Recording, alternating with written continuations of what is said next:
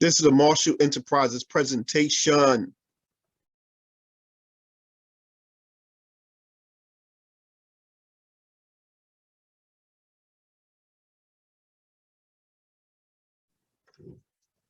Peace, everybody. Peace, peace, peace. Peace, peace, peace, peace, peace. It's been a minute. And I don't want to keep coming on here saying I apologize, I apologize. It is what it is, man. I'm doing what I can. These videos is time consuming and I got other things I'm working on. But no excuses. What I got for you today, guys, is a nugget. I'm doing some research for an upcoming webinar. I'm going to present some information with respect to secure party. And I came across a case. And this case is a juggernaut. So I'm going to share my screen and go into it with you guys. And this is a big one. It's a big one, a big one, a big one. Let's see, where we at? Where we at? I believe we're right here.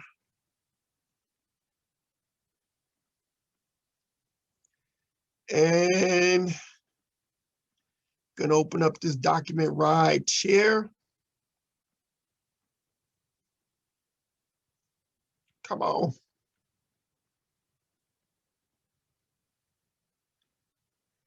This is casetext.com. It is a tool that we use to look up cases, to find relevant cases to your situation. If you have a situation where it was an injury, you know, you put in all the codes or the words of an injury or victim, injury, you put the keywords in there, and this will give you case law or cases that have those keywords attached, or you'll find those keywords in those, you know, cases. But CAPSON versus Superior Court, people. This is what we're going to call the kryptonite to the tow company. The kryptonite to the tow company. What happened in this particular case? Now, the petitioner, plaintiff, is CAPSON. CAPSON was arrested. CAPSON is a tow pound, like an impound tow lot owner. His company impounded a vehicle. They were called, or they responded to a location where there's signs that's posted, you know, you'll be towed at the owner's expense, yada, yada, yada. And yeah, anyway, so to make a long story short, the person whose car was towed accused the tow operator of theft, saying that they stole the car and that they are holding it for ransom. This happened in Arizona. The police sided with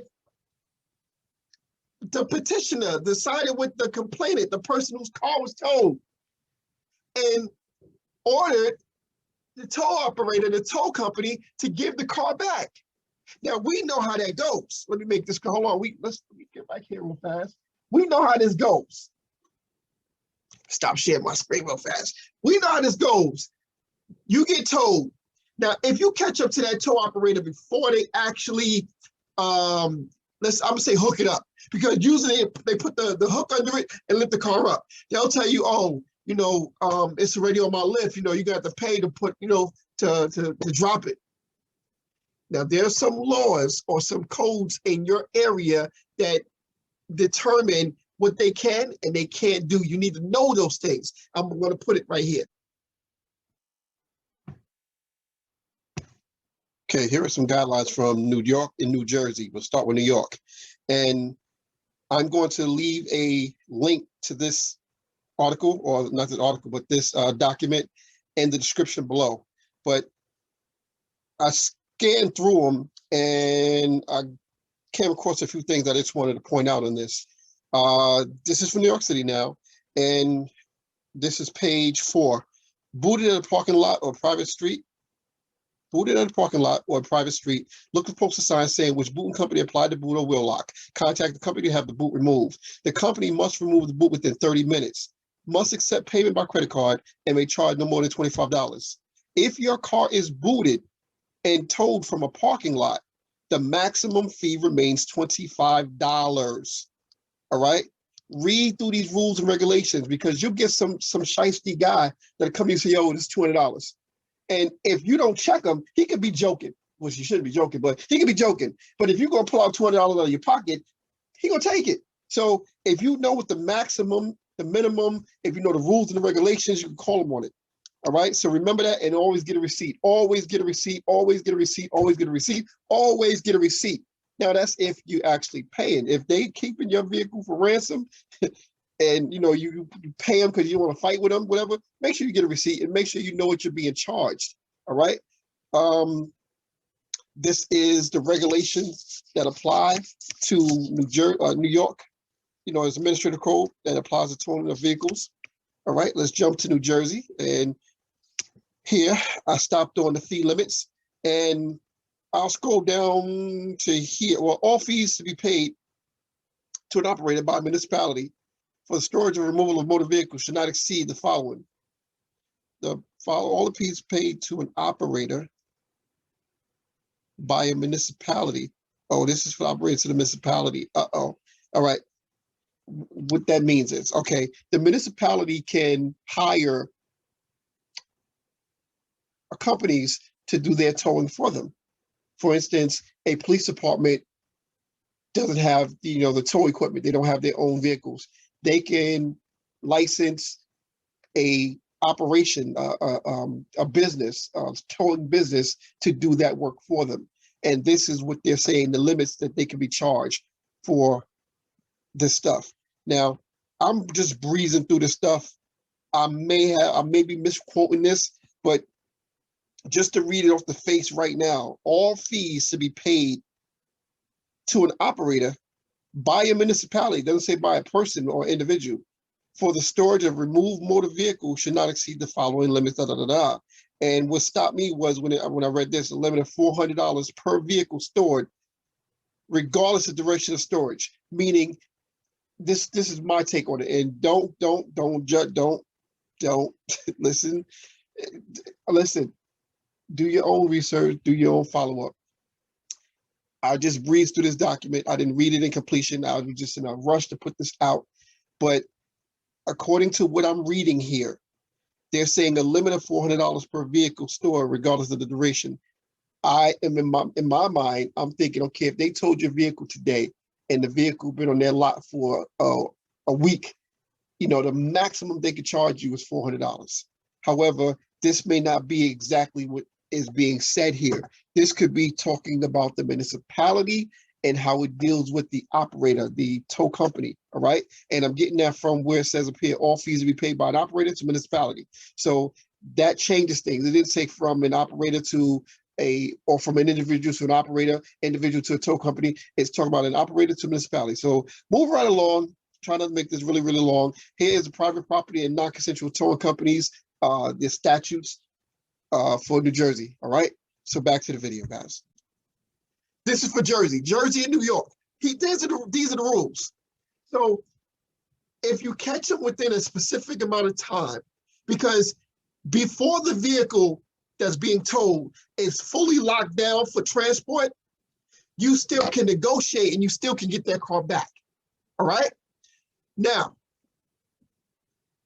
the police officer sided with the person that was being towed or the person that vehicle was towed. Now, mind you, we now went past lifting it up, locking it up, driving it off. It's on the lot. It's on the person's lot. So I come up and tell that person, this is the guy that had his car towed, give me my vehicle. You can't hold my vehicle.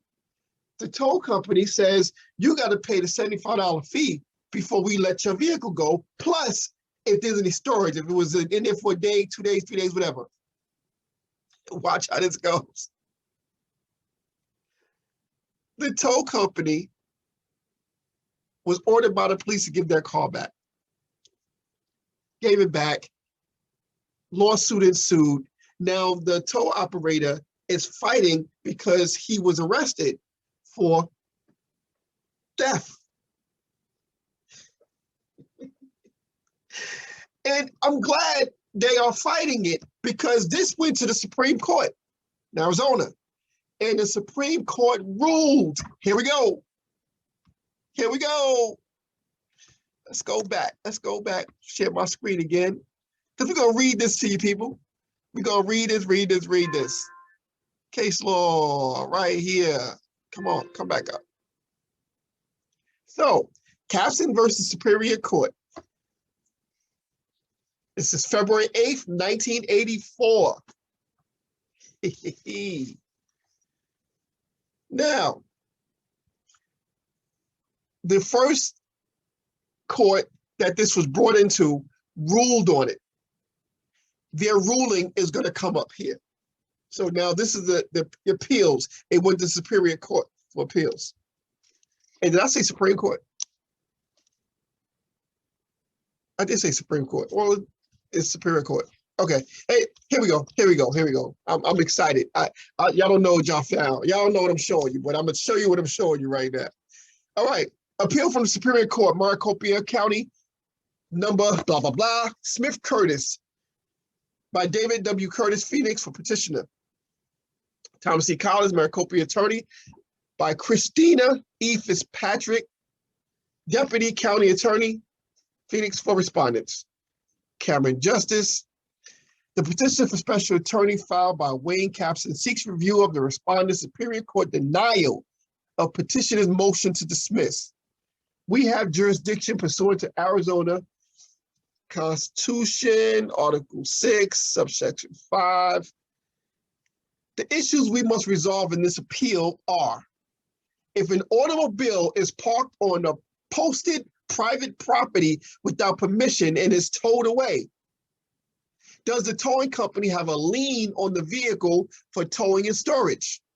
2, if no lien attaches, does refusal to release the towed vehicle constitute theft under ARS subsection 13-1802? Why I'm excited is this is precedent. This is precedent case, even though it's in Arizona. So in Jersey and New York and Wisconsin and California, Florida, you all can cite this and use this.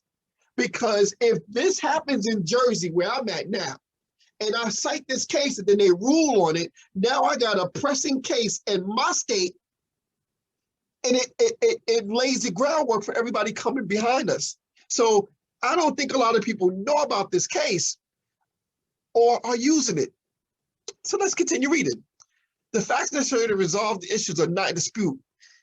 And actually, do I want to read all of this? Do I want to bore you guys with all this reading? Oh, man. They actually go into this. Let me read it. Let me read it, because they actually go into it. Let me put my mic down. Excuse the excitement, people. Please excuse the excitement. So, okay. The facts necessary to revolve. Oh, y'all want the mouse to follow so y'all can read along? The facts necessary to resolve these issues are not in dispute.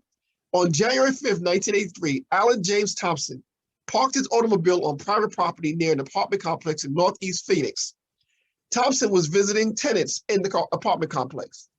Signs prohibiting parking in the area indicated that the violators' automobiles will be towed away and a $75 towing fee occurred. When Thompson returned to his automobile, he discovered that it was missing.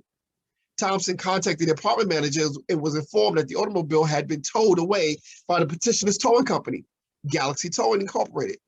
Thompson and his host went to the petitioner's lot and attempted to retrieve the automobile. The petitioner refused to open the gate to his lot and released the car until a $75 towing or fee was paid. Thompson called the police, but the petitioner continued to refuse to cooperate. Finally, the police threatened to cut the chain and retrieve the automobile, at which time the petitioner opened the gate and returned the automobile. Petitioner was charged with theft of property in violation of, this is the Arizona statute. After his motion to dismiss was denied by the respondent judge, the petitioner brought this special action. We accepted jurisdiction to settle what we believe to be an uncertainty in the law and to address the matter of statewide importance. Was there a lien? Here we go. They get into it. They get into it. They get into it. At common law, a garage man acquired no lien for towing or storage of a vehicle. A common law lien arose only when some value was imparted to the automobile by performing work or furnishing material for the vehicle. Candler versus Ash, 53, Ohio. And this is Arizona, but you see they're quoting out of states case law to prove the point. Follow along.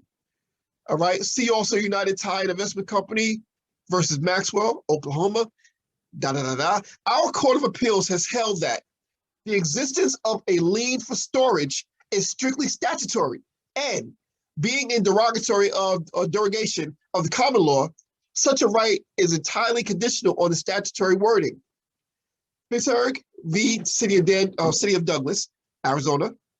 Any lien for towing or storage of an automobile in Arizona must have a statutory basis.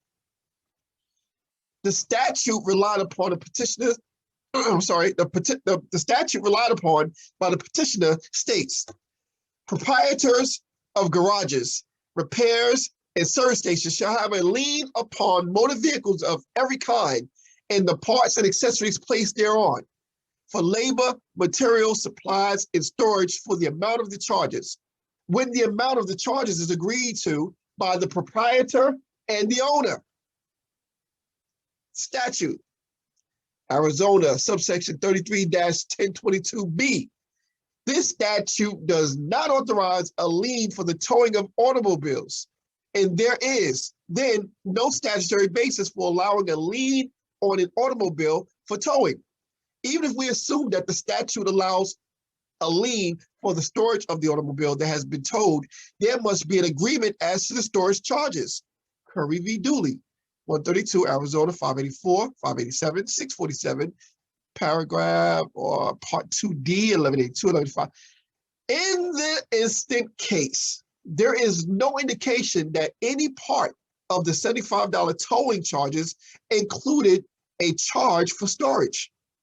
And there is no other evidence that there was an agreed amount as and for storage. The petitioner contends, however, that because the signs prohibiting parking stated that there would be a $75 towing fee assessed if a vehicle is towed, there was an implied agreement to pay that amount. Therefore, the petitioner claims that the Curie Supra does not apply. Admittedly, the language in Curie Supra could be read to indicate that if the signs posted on the parking lot specified an amount to be paid for towing the vehicle away, then a person parking in the lot impliedly agreed to pay the amount as charges. This reasoning, however, ignores the fact that even if there were an implied agreement to pay $75 for towing, there is no statutory basis for a lien to secure the payment of that amount. As to a lien for storage, there is no way the owner of the vehicle, when reading the sign, could know and therefore agree upon the storage charges. We find no garageman lien for the storage. Oh, they swooping. Petitioner further asserts, however, that there is no garageman's lien pursuant to an Arizona statute. Supra, there is a landlord's lien pursuant to Arizona statute that states the landlord shall have a lien upon all property of his tenant not exempted by law, placed upon or used on the leased premises until the rent is paid. The lien shall not secure the payment of rent accruing until after the death of bankruptcy, until after the death or bankruptcy of the lessee, or after an assignment for the benefit of the lessee's creditors. Here's another Arizona statute. Petitioner contends that by parking in the lot contained in the sign, there is created a landlord-tenant relationship between the owners of the land and the person parking on the land. Petitioner is essentially claiming that Thompson leased the parking spot from the owners of the land. We do not agree. There was no intent on the part of either Thompson or the landowners to enter into a lease for the parking spot in question, and no landlord-tenant relationship was created. In fact, by posting the signs, landowners made it quite clear that they did not want to create any landlord-tenant relationship. We find no landlord's lien. Neither do we find a common law possessory lien. A possessory lien must be consensual in nature. There must be an express or implied agreement between the owner of the vessel and the person doing the services for a lien to attach. Associated Financial Services versus Odell, Pennsylvania. Rohe v. Wynn, 453 Southwest, I guess, Kentucky. After police seizure, court stated, it would appear the garageman does not have such a lien since the charges were incurred without the authorization of the owner. Murrow versus Trio Towing Services. That was in Florida. Burns Motor Company versus Briggs. This is Ohio. As the Court of Appeals of Illinois stated, in the instant case, there were no express agreement to create a lien, nor was there an implied agreement to create a lien. A garage keeper does not create a common law lien by the mere unauthorized towing of a vehicle to a garage to repair or store the vehicle. While the lot owners may have had, as the owners of the towed vehicles concede, the right to have the vehicle removed from their property, they cite no authority for the proposition that they acquired possessory rights in the vehicles because they were wrongfully parked on their property. A mere possessor has no authority to create a lien against an automobile without the owner's consent. Cundy versus Biddle. Citations omitted. The landlord is not without recourse. He can, for example, remove the vehicle from the property, assert a civil claim for both storage and towing, or institute an action for criminal trespass pursuant to the Arizona statute. The landlord cannot, however, confer upon the towing company the right to impose a lien for towing and storage of the vehicle. We find no possessory lien. Was this theft? As a result of the petitioner's failure to yield possession of the vehicle to its owner, the petitioner was charged with theft. Our theft statute states in pertinent part, a person commits theft if, without lawful authority, such person knowingly controls property of another with the intent to deprive him of such property. Arizona statute, the code further states, deprive means to withhold the property interest of another with the intent to restore it only upon payment or reward and other compensation. The petitioner was charged with a violation of this statute. The state concedes the petitioner may be entitled to payment of the $75 fee, but claims that because no lien attached, Galaxy Towing had no legal right to hold a car for ransom. So you see the words they use? They had no right to hold the car for ransom. Therefore, the state claims the petitioner is guilty of theft. Oh my God, I hope you are following this. According to the undisputed facts, the petitioner, without lawful authority, knowingly controlled the property of another with the intent to restore it only upon payment of compensation. We believe the elements of the crime as specified under Arizona statute and another statute have been satisfied, and that the petitioner may be charged with theft. We note, however, that in the instant case, the petitioner may have acted under a plausible, though incorrect, interpretation of the statute. We believe, therefore, that our holding in this matter should have prospective application only and apply to the fact situations which arise after the filing of this opinion. It should not apply to the petitioner. The matter is remanded for further proceeding, not inconsistent with this opinion. Ladies and gentlemen, gentlemen and ladies, ladies and gentlemen, gentlemen, ladies, ladies and gentlemen, they stated they could not hold your vehicle ransom. Okay, you got a tow fee.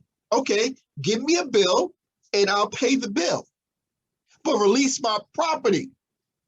Oh my God, that's all encompassing. So what I want to do right now is I want to go to New Jersey and I want to pull up towing statutes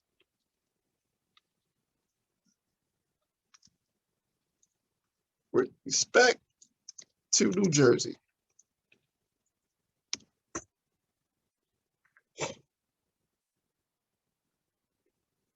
And one of the things that pops up is this PDF.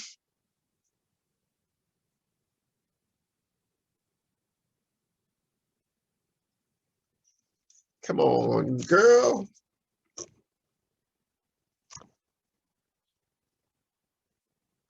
Local government towing regulations. Now, you need to go to your, excuse me, jurisdiction, your area, your state, your county, and look up the codes and the ordinances that apply in your zone, in your area. Now,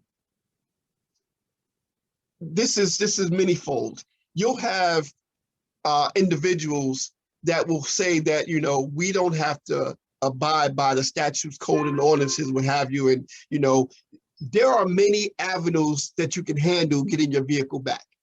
Granted, this is talking general, I'm talking general. Some of the procedures that you can do to get your car back with very little fight. Do you know that the sign that is posted in the area of which you might have gotten towed has to meet a certain criteria? It has to have all of the verbiage that they decide on it before they can tow you, or before they can actually insist upon a fee from you or tow your vehicle. So if they are not in compliance with the law, then they can't tow the vehicle. And even let's say they towed it already, they can't get paid. They can't recoup. You got to know it. A lot of people do not pay attention to the statute, code, ordinances. They don't pay attention to the law. They get told, oh, let me go pay. Oh, man, I got to get my car. I got to pay this money. Oh, man, $700 to get my car back. You know how much tow companies have been ripping people off since oblivion? For a very long time. But there's little known rules and laws that you need to be aware of. So I pulled up for Jersey. Let's do something for New York. New York towing regulations. What are the towing laws in New York? Not sure if this is going to give us a great legal beagle. Let's see what legal beagle is going to give us.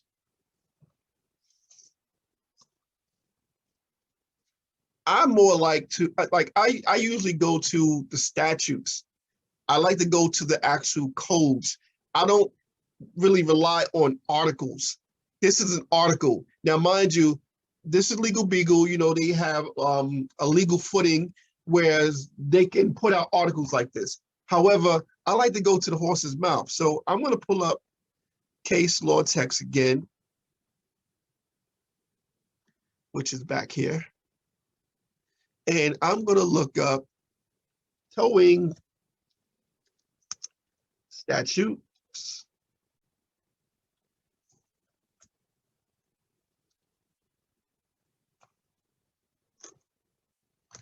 And this is Jersey, but I am going to do several states.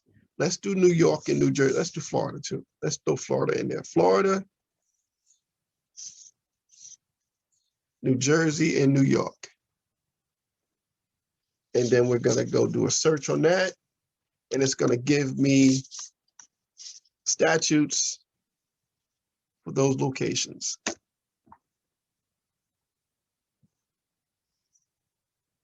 Well, it's gonna bring you case law. No, I want the statutes. I want the actual statutes. And you know what? I don't want to make this video too long. I'll do that. I'll add it in. So in editing this video, I'm going to put some statutes and some verbiage in here for you to see. Do your own research. This particular case, let's go back to it, is a juggernaut. CAPSON versus Superior Court. CAPSON versus Superior Court.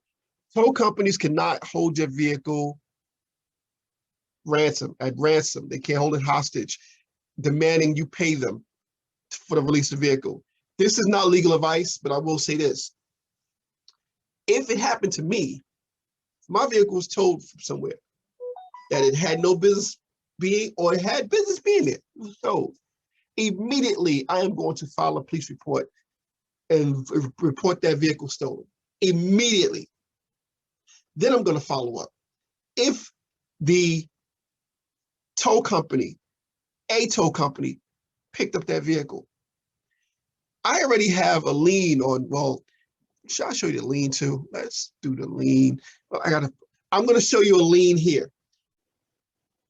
Here is an active filing that is currently on file in New York. And this is for a vehicle that I used to own.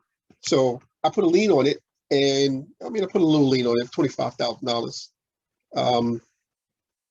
But first in line, first in time. So no one else can encompass or encumber the vehicle if you do it this way. So there's several ways that you can retrieve your vehicle back. And if you know this route, you can enforce it. If you want to go the other route, as they're stating inside this case of, charging them with theft and, stating that they are holding it for ransom, there's so many ways that you can actually get your vehicle back. But I just wanted to show you that. Right. So that's UCC filing, New York. It needs to be terminated. It should be terminated by the time this video is out, because that vehicle I no longer own. So I don't need that filing anymore. And I'm going to show you what, as a secured person, a secured party, a secured individual can do. You put a lien on your property, and first in line, first in time. So if a tow company, in this instance, was to tow a vehicle, you would bring notice, you would bring documentation that there's a lien on this vehicle, and you're going to get charges, meaning they can give you a bill, but they must release the vehicle. I can't go into real detail.